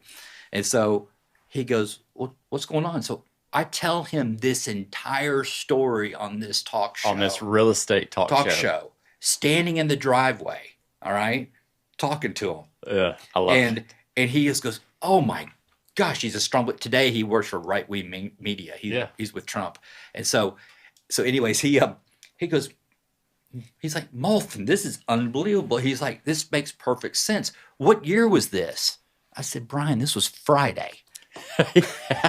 We're still here. This was 3 days ago." And so when that hit, the local media got a hold of it. Channel 8 News got a hold of it. They did a story. iHeartRadio got a hold of it. They invited me to come down to their studio to be on a talk show at iHeartRadio to share this. I don't think it's unique, but they introduced me on this show. It's like, we have the real live Forrest Gump here, of all this story. And so I'm on this, talk show on iHeartRadio. A week later, they signed me to do a talk show on iHeartRadio, Drive Home Traffic, talking about recovery. And I was doing Drive Home Traffic.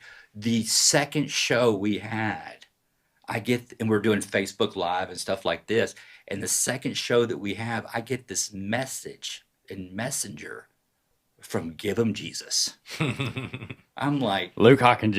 Luke Hawkins. So I pulled this message up, and he says, "Dude, I watch a lot of stuff." He says, "But you are spitting. You're transparent. You're vulnerable. It's attractive. I can relate." He says, "I want to warn you about spiritual warfare." And I'm like, "What is that?" I didn't know what spiritual warfare was. Well, I'm gonna interrupt you real quick, because that's exactly kind of what I was about to ask. Is, you lived a life, like you said, 10, $15 million deals. I mean, that was very much a part of what kept you away from Christ in the early years, is this glorification of self, and then you had this awakening. Christ came into your life. He saved your life. But even in that moment, when we know we're filled with His Spirit, we're still broken.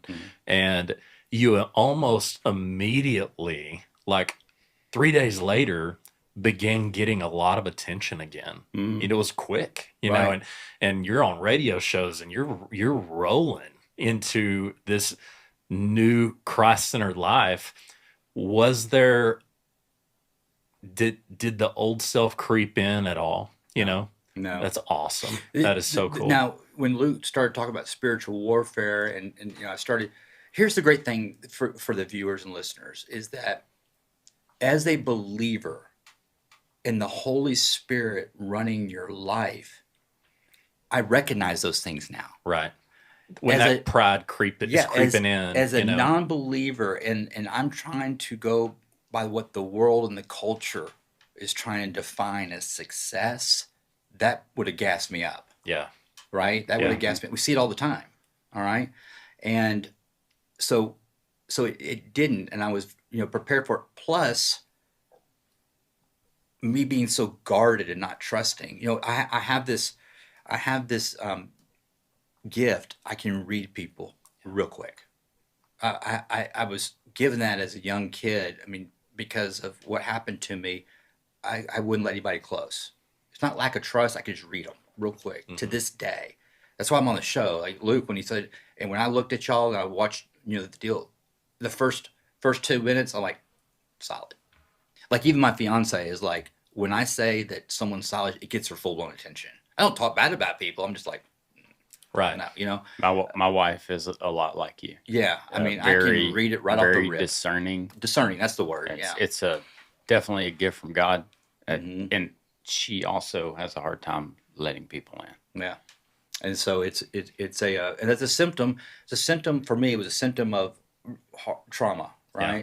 But now it's a gift. And so Luke is warning you about this spiritual warfare. So I call him because I'm a sponge. Give him Jesus. Heck, I'll give him Jesus. I'm like, so I just called him and we talked on the phone. And once I started talking, after the first minute, I was like, this is my people. This is my dude. This is my dude. And, I have two mentors. I might at least, I have like 3 men that are in my circle. And that's my mentor, Ray Wiley Hubbard, who is a singer-songwriter and country guy, right? Yeah.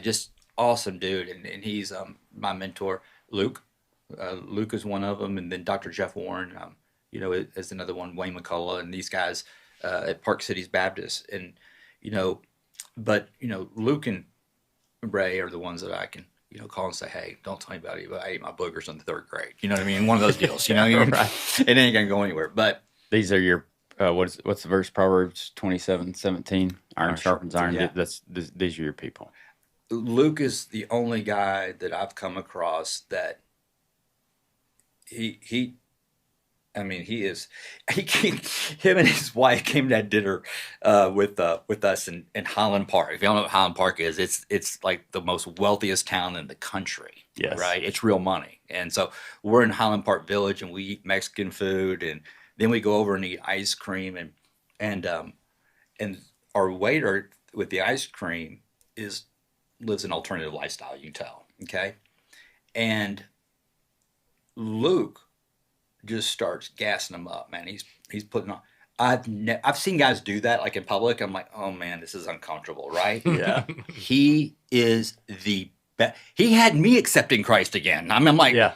but it was so good. It's this gift. I can't do that. I mean, I'm not this guy. Like I brought 16 people to Christ yesterday. I don't do the numbers. Like people reach out and say, all that, but he is. It's a gift. Luke walks in here first time we ever met him and sits down, and I had some conversation with him. Sean, I don't think Sean wasn't in here yet. Rich, the guy behind the camera, he's like, one of the first things he says is like, hey, Rich, I'm Luke. Nice to meet you. He said, do you know Jesus? I was like, do you have a personal relationship with Jesus? And Rich is like, yeah, I do. And he's like, okay, cool. And then it's like, awesome. And then they got to know each other. It's he's amazing. He's my dude, man. I'm talking to him. But so anyway, so we where did I leave off? Spiritual warfare. Spiritual warfare. You called him. So he's educated me on this. He goes, I want to warn you, be prepared for spiritual warfare because you speak truth. You speak truth and it's coming because the enemy wants to take you out. I heard him, so I immediately go home and start doing word study and spiritual warfare and understand, getting educated because I want to know, and he's right because what Luke and I do, it's the hardest thing I've ever done in my entire life. It is the hardest thing I've ever done in my entire life. And, even to this day. But I just remember God saying, just go show the world who I am. Guys, there's been many times where I've literally broken down the home studio. I said, done. All right. And I went out. What thoughts are going through your mind when you get to a point where you say, Selfish. oh, I'm going to break down this home Selfish. I studio. can't pay my bills. Okay. Can't pay my bills and there's no money coming in. I'm not going to ask for any because I'm doing the Lord's work. I don't know how to do this thing. You know what I mean? I'm educated on the prosperity gospel and all that stuff. I don't want to do that, man. That's a whole. Can they plant seeds? Absolutely. I don't want any part of it. The prosperity gospel is that God needs us. God didn't need us. We need Him. Right. You know what I mean? Yeah. You accept Jesus and everything's going to be golden. That is not true. No. Because every story in the Bible talks about hardship. They've all been tarred and feathered. Yeah. And it's amazing how He does use people like tarred and feathered. Luke. I mean, Luke's story, and so we all have our story. And so here's what's interesting is that so then M2 the Rock started. So Michael Molthan, M2, and then the Rock. And the reason why I came up with, or God gave me the name the Rock, is that we hear about hitting rock bottom. And every time I kept getting arrested and hitting rock bottom, every time, I was always digging to get out of the bottom. I was always my character defects, everything that got me to rock bottom, I would use those same tools to get out of the bottom. I wasn't drinking and using, but I'm going to make the comeback. Anger, resentment. I'll show you. Let's do this. And a heavy drive to use whatever it takes. Let's get down. To get away. Self-will run riot. Positive thinking and all this stuff. And then I finally realized the last time that all these times that the rock at the bottom was Christ. And so the last time I stayed at the bottom. And I allowed prisoners that killed people, meant to kill them, to bring me out of the bottom by asking me to read to them. And it's amazing. So it's a man, you've been through a lot. It's a question that relates to your past. So in John 11, we see that Lazarus has died. Mm-hmm. This is Martha and Mary's brother. Martha and Mary, the story of Martha and Mary, where one of them's making dinner and one of them's washing Jesus' feet. And Jesus had a relationship with Martha and Mary, loved them, loved Lazarus. It says that he was fond of, I don't know the exact wording. Jesus hears that Lazarus has died or is sick or has died, and Jesus gets to him 4 days after he dies. Mm-hmm. One of the things that it says in verse 35 is that Jesus wept. He knew that Lazarus was going to be healed, but he felt the weight because he loved him. When it comes to you, you lost a career, freedom, a wife, reputations, relationships before finding Christ. So even as a redeemed man, do you think God still allows you to feel the weight of those losses? Let me answer it this way. As a result of accepting Christ and understanding what it's all about, I realize today through looking at it through, it's all about perspective. And there's only one perspective that gives me peace, and it's seeing it through God's perspective. And where I really become closer to God is in pain. Oh, Is when that's the different creature I am today. I wish he would get off the gas a little bit. Luke and I talk about this. I mean, literally, I talked to Luke at about the 20th of every month. Luke, man, I can't talk to Lee right now. I'm scared to death. I don't know how I'm gonna pay rent. He says, well, how much you need? And then he tells me some story about it's true what he tells me. He's like, I'll never forget, I needed $8,000.18, and I prayed for it, and and whatever. His stories are great. They're real. yeah. And I'm like, God always shows up on the 28th of the month. It's just amazing how it does it. It's the perspective that when I'm in pain, when people say like prayers and ritual prayers, here is my ritual prayer that I made up, okay, is that in the morning, if I don't know what to pray, I just go to this one. God, you are all powerful. Who am I fooling? You know what's going to happen, exactly what's going to happen today, May 21st. You know what's going to happen. Help me, whether it be painful or good, to see it through your perspective and not mine, so I can share the experience with others. I'm in complete acceptance. And I know that's when I do it. Now, a lot of times when it's painful and bad things are happening, I'm on a detour. I'm human. I'm trying to figure it out and all that stuff. But I always sit back and look at it. And I go, God, I know you're allowing this to happen. Hey, the way we get stronger is put more weight on. Mm-hmm. You know what I mean? So he allows that. Well, why would a good God do that? He allows that to happen so I will turn to him so he can perform the supernatural. That's why. Why does God allow pain and suffering? So I will turn to him. If he didn't allow pain and suffering, I'd be high right now. Right. Since that moment in October of 2017, what's been your biggest heart's desire? See my boys. Have you not seen them since then? Have you been able to talk to them at all? There was a short moment. They behind the in-laws back and the ex's back, they reached out to me and that got shut down real quick. How old are they now? They are, 24, 23. They're tight, good kids, What would you do to be able to talk to them? It's not what I would do. I'm telling you what I am doing is helping others. I just continue to serve with no expectations. That's the key. Yeah. No expectations. Because when we have expectations, 100% of the time, it turns into a resentment.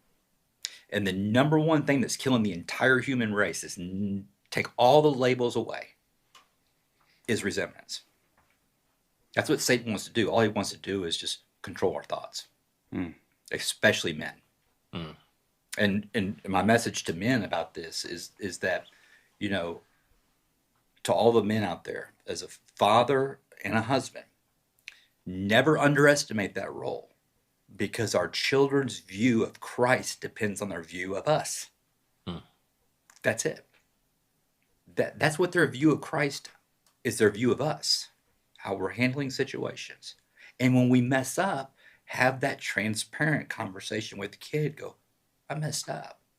When a parent sees their kid behaviors, if your children's behaviors is agitating you or agitating me, the reason why it's bothering me is because I did it or I'm doing it.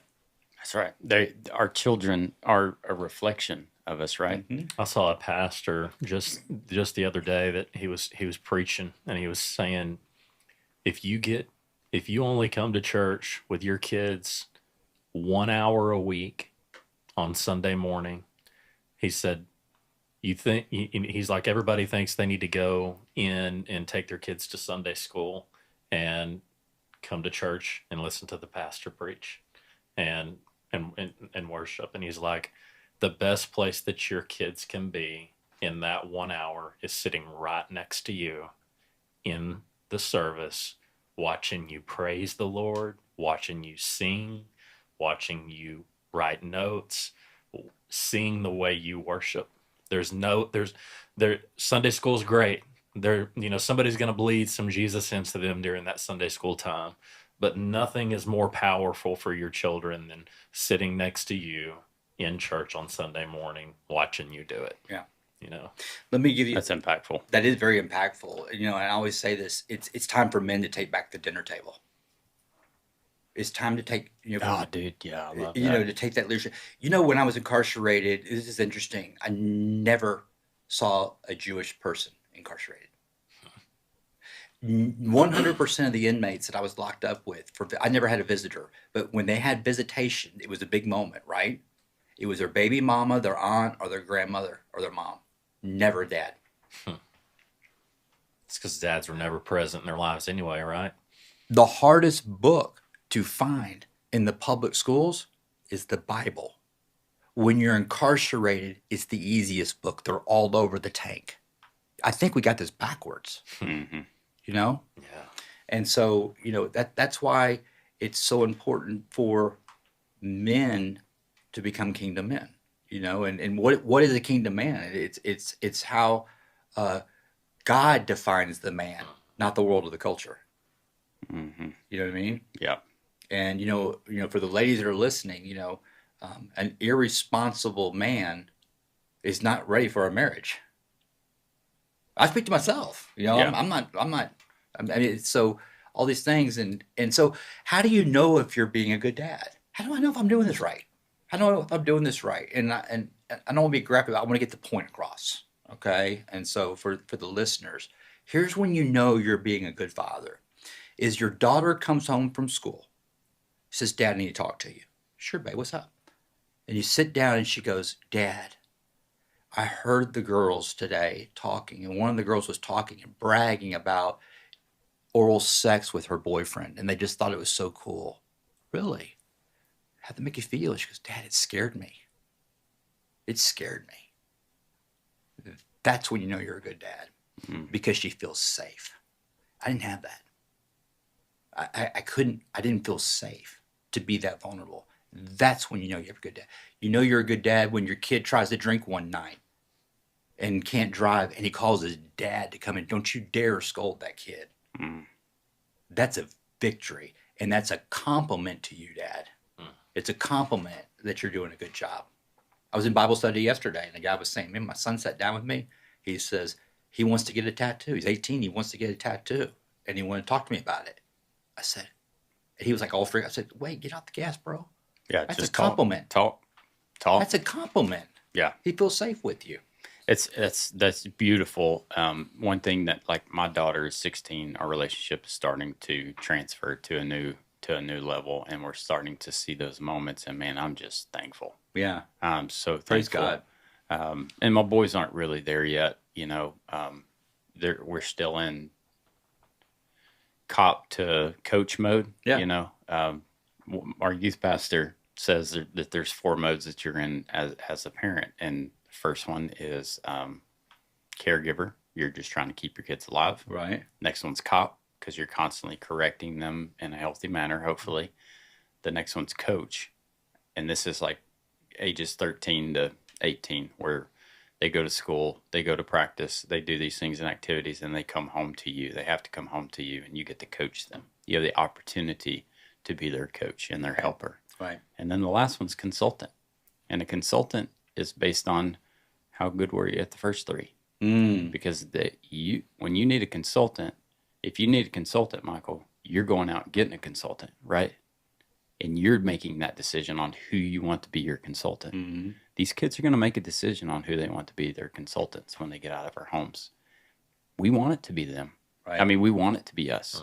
But have we done what we need to do now in order to make that happen? Back to your story, what's something that God is still healing in you even after years of freedom? Oh, that's good. I put it in healing under the category of, we hear the word. When I was incarcerated, I really got into word studies. All right. When we hear the word forgiveness. Okay. Do I really know what it means? No, I didn't. Okay. But I knew what LIBOR was. I knew what interest rates were. I knew what, EBITDA was. I knew what cash flow. I mean, I'm in, I knew all this stuff. But it's like Dr. Tony Evans says, I mean, men can name the stats of NFL football games, but can't recite one scripture. He checked me. I'm convicted. The word convicted, the word study on convicted, like, what does that really mean? And so those things so what was your question? I'm sorry. That's totally okay. What's something God is still healing in you, even Thank after you. years of freedom? So I'm learning a lot about the word triggers. We hear the word trigger a lot. And so in the addiction world, chemical to substance abuse disorder, are you triggered when you drive by that street corner, and, that's where I did that. Yeah, there's trauma triggers, okay? And then there's the little triggers that hit, like, perfect example, Lee, I'll never forget that. So she said to me, and it was, I'm in a relationship where we have healthy conflict. That's so cool. You know what I mean? It's not like, it's not a tennis match, it's like, but it's a very healthy, there's times where it's cranked up and a lot of times where it's tired, you know what I mean? So, and I just say time out, put a pin in this. But she said one time, are you lying to me? And I felt something inside, just real quick, anger, right? I mean, I was like, and I'm ready to, and I can spitbox anybody. You know what I mean? If it's on, it's on. My worst character defect my whole life was this mouth. Now today it's my asset because it comes from the Spirit, not from here. Right. And so it's funny how the Lord shifts these so things. I sat there and I go, why when you said that I just got real angry? Because you're not accusing me. You said, are you lying to me? My whole life, my parents would say, you're a liar. You're a liar. You're a liar. You're a liar. You're a liar. And a lot of times sometimes I would lie to them because I didn't want to get beat. So I was hedging my bet. I was trying to figure out.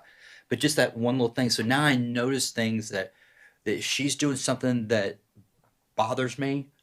And the reason why it's bothering me is because maybe my mom did it. It triggers an old feeling. She's not doing anything to me. She's doing it. It's not on her. But the old me, I'd put her on blast. That's not her. So those are the things I'm noticing. I'm seeing it through a different perspective. You have a curiosity around triggers instead of just being triggered. I have a curiosity around everything. These opportunities, say, God, let me see it through your perspective so I can come on this podcast and share it with someone, that one person that watching this just starts doing this. See, y'all are doing that. You don't even realize you're doing it. Yeah. But when I see people doing this in the audience, that means the Spirit's talking. That means there's a connection. They're listening. They're listening. That's why I said at the start of the show, I can't wait to hear what I'm about to say. I have no idea what I'm gonna say. We couldn't either. Yeah, but that's just the little things, the little details that I'm working on. Not being hard on myself, but just the details. Blocking and tackling, golf, You grip and also stance. you understand through Scripture and your study of it that it until we're in heaven, we're going to continue to be refined and sanctified, and whatever is not right is the Spirit's going to attempt to make it right. Right. Yeah. And so it's something that we'll be working on forever. And it's something that we'll fail at and get better at, and if we're listening to the Spirit, by the time we kick the bucket, hopefully we'll be at our heightened state of the best we've ever been, maybe there, whatever that struggle is. But yeah, it's something that, I just think about people, they think, oh, I've accepted Christ. They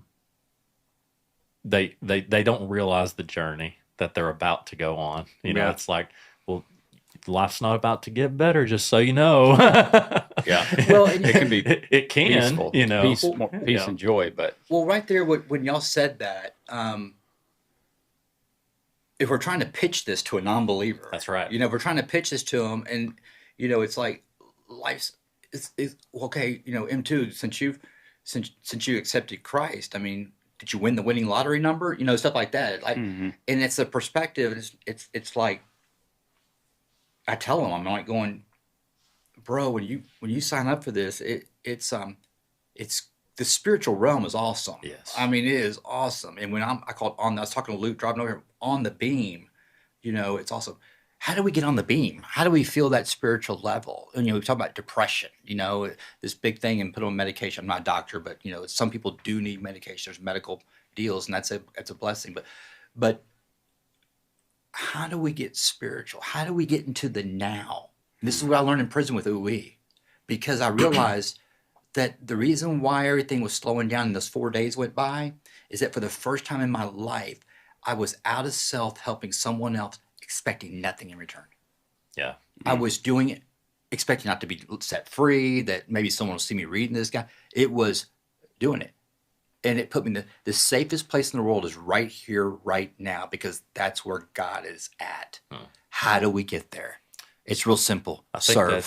Serve. And so that's kind of how, if we were just kind of wrapping it up, Shane, like, I think about if somebody maybe just caught a glimpse or two of this podcast, and you said it just a second ago, you were like, if we were just kind of pitching this to someone, they might think, I don't know if I want to jump on that train. That seems like there's pain. That seems like, because we've talked a lot about pain. We've talked a lot about the struggle that we've experienced even after, the Lord's taken control of our lives, knowing that, that pain is when we realize that we need the Lord. It's when we lean into Him even more, and so, if what would be your final, words to the listeners who might have caught a part of the episode that was like, yeah, there's a lot of pain involved in this faith walk, in this faith journey. So, what would be your just kind of looking in the camera and you're speaking directly to him here. This is your moment. can I just dovetail on something? Then I'll do Absolutely. that, because Absolutely. as long as I were talking on a show. So, but the back to when someone says, if it's so painful to accept Christ, why do I want to do that? Okay, I said, well, here's the deal. Based on my personal experience, here's the great news, is that when I am spiritually fit and walking with Christ, man, I'm just carving through life. It is great. And yes, God wants us to have nice things. He wants us to have money. He wants us to have all this stuff. But He doesn't want it to be our source. That's the main thing. He doesn't want it to be our God. My personal experience, every time I start experiencing pain and I start experiencing this, I do a spiritual autopsy. And 100% of the time when I look at it, is because I've gotten out of the Word of God, I've gotten busy, I'm doing stuff, and I start playing God. And guess what? God will allow me to have all the control I want, for everything to get completely out of control, for me to hit my knees and turn to Him again and realize I never had control in the first place. Yeah. Right? So as long as I am walking in the spirit and hanging out with you two and picking up and calling Luke, and because a lot of times I get in my head in their spiritual warfare, I don't call anybody. Sometimes I just like staying stuck. You know what I mean? It's comfortable, but I snap out of it because I know where this is going to go.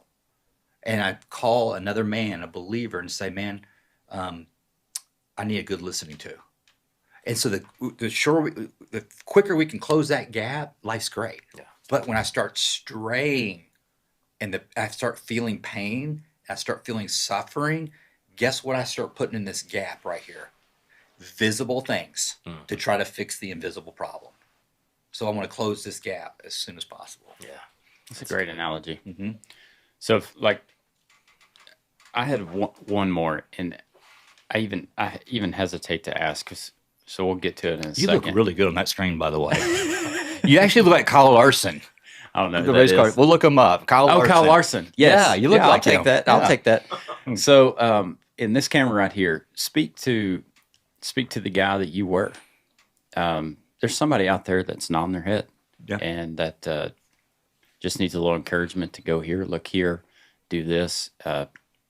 Speak to you 15 years ago, and just encourage them, or be hard on them, whatever you want to do. This is your time. It's love and tolerance is our code. We don't shoot our wounded. And if you're watching this, I challenge you that this is the moment. And I've heard this before. I've always heard these. This is your moment that you can change your life forever. They are right. And a lot of this spiritual awakening, it comes quickly or it comes slowly. But I challenge you to invite Jesus into your life of your understanding. See, Jesus, there's a lot of people's Jesus I don't want. But the Jesus Christ, the Son of God that we read in the Bible is my Lord and Savior. I can't even believe I'm talking like this today. But take that risk and you ask him into your life, however you want to do it. And just simply say, hey, Jesus, I just watched this show and I want what he's got. I want what these men have. I don't know how to do this. I don't know you. This is so new to me. I mean, to reach out to this person that it's so questioned in the community or culture, but I want you to come in my life, and I want you to come in my life because the pain is bad enough. I'm confused. I'm lost. And I want to be a good father. Deep down inside, I want to be a good dad. I want to be a good father. I want to be forgiven. I'm tired of feeling shame, regret, remorse. I'm tired of laying in bed with morbid reflection and beating myself up. But as a man, I can't tell anybody. Yeah, you can. Yeah, you can. And so ask Jesus into your life, and he will make it bright and clear. And when it happens, right when you say that prayer, you say amen, open your ears, and you'll see it. You'll hear it. You'll get a phone call. You go, wait a minute. This is weird. No, it's Jesus. That's good. This is the last thing that I'm going to ask you, and I hesitate to ask you, and I'm going to give you full control. I can't wait. I'm going to give you full control of whether you want to answer this question for whatever reasons, and then whether, if you do answer it, you want it to actually be aired. And I'm asking this because I think this is something that I would want if I was a guest on this show. Can you look back at that camera and speak to your boys and just whatever you want to say to them? If you don't want to, that's okay. Maybe something they see, maybe something they don't. I like what you said earlier of doing things without expectation. You didn't ask to do this. We're asking you to do this if you want to. So it's prompted. Feel free. All right. Thank you for that opportunity. First of all, I am so proud of everything you're doing. And I don't care if I go the rest of my life, never see or talk to you again, but I'm proud of you. And I love you. You know I love you, and I am always here for you. You knock on that door, come on in, no questions asked, and you know that. You're safe with me. And I wouldn't be honest to say I miss y'all tremendously. Tremendously. And I just want to be a good dad. You know, I just want to be remembered as a good dad. That's it. I feel your honesty there, man. Like you've talked about that a lot, being a good dad and what it takes to be a good husband and a good father. It's important to you. Very. I'm thankful for your honesty. Thankful for your relationship with Jesus Christ. Thankful for your openness and willingness and your vulnerability. That's the word that's coming out of my mouth, man. We've been doing this for a minute. Transparency. You know, that is and men that are single and, you know, man, I want to date and all this stuff. The most attractive thing to a woman is vulnerability. Is just vulnerability. Being vulnerable, because that's what they're engineered for. They receive. You know, they're the receiver. I appreciate you talking to your boys. If you've been through heartache with family, you know that there's hurt between there. We know that there's hurt between your relationship with your boys and maybe some other relationship too. We all have those relationships in our life where there's hurt and there's other things that are in the middle that are hard to get past. Our encouragement to you today is to put the love of Jesus there, set it aside, and figure out what it takes. You can make that phone call today. You can show up at that person's house today. You can start by praying for that person or those people, and God can heal those relationships. We truly believe that, or we would not be doing this. 100%. That's it. Go kick the day in the face, and we'll catch you on the next one.